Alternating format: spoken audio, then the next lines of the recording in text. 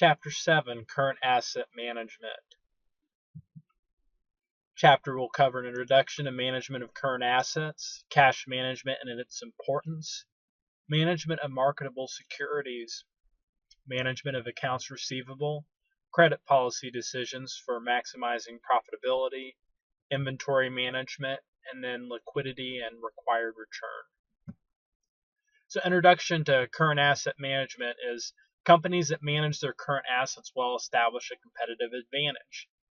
Helps increase their market share. It creates an increase in shareholder value through a rising stock price.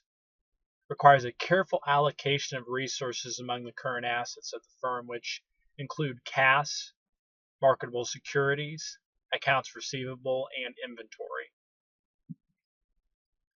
In managing cash and marketable securities, primary concern should be for the safety and liquidity of your cash management, and secondary attention should be placed on maximizing profitability. In managing accounts receivable and inventory, a stiffer profitability test must be met. Investment levels should not be a result of happenstance or historical determination. They must meet the same return on investment criteria applied to any decision. Different decision techniques are applied to the various forms or current assets. Cash management. Financial managers actively attempt to keep cash, or what we call non-earning asset, to a minimum. It is critical to have sufficient cash to assuage emergencies and to improve overall profitability of a firm, minimize cash balances, and have accurate knowledge of when cash moves in and out of the firm.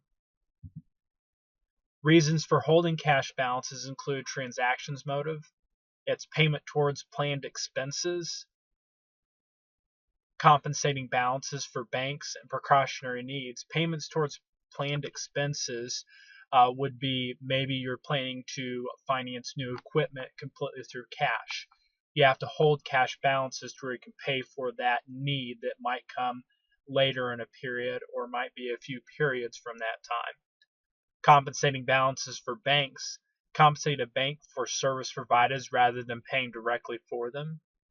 And then precautionary needs could be emergency purposes, what we call a rainy day fund or an emergency fund. Cash flow cycle. Cash moves through a firm in a cycle, and cash flow relies on payment pattern of customers, speed at which suppliers and creditors process checks, and efficiency of the banking system.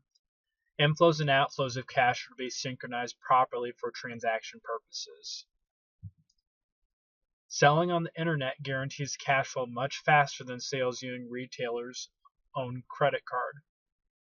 Financial managers must pay close attention to the percentage of sales generated by cash, outside credit cards, and companies' own credit cards.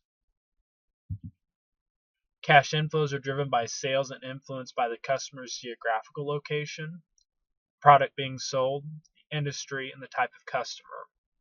Firms use cash to make various payments to suppliers, lenders, stockholders, government, workers, and when cash is needed for current assets, firms generally sell the marketable securities or borrow from short-term lenders.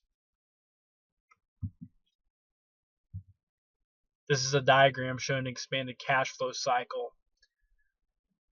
Customers pay from a sales perspective. The sales go into accounts receivable.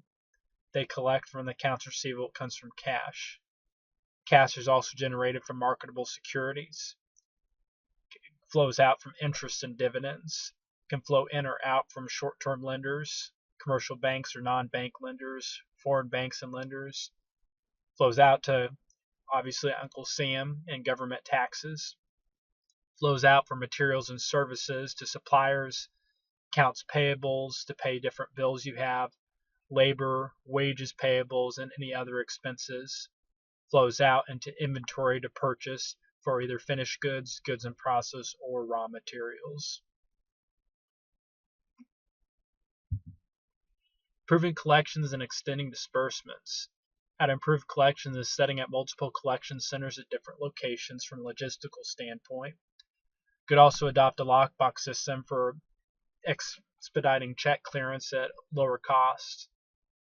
Extending disbursement. General trend is to speed up processing of incoming checks and slow down payment procedures. Extended disbursement float allows companies to hold onto their cash balances for as long as possible. Could also conduct a cost-benefit analysis, as costs associated with an efficiently maintained cash management program must be compared to the benefit that it provides. Cash management network.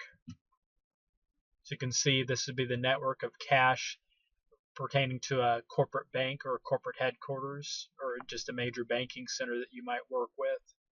You can see the collection center at different regional banks.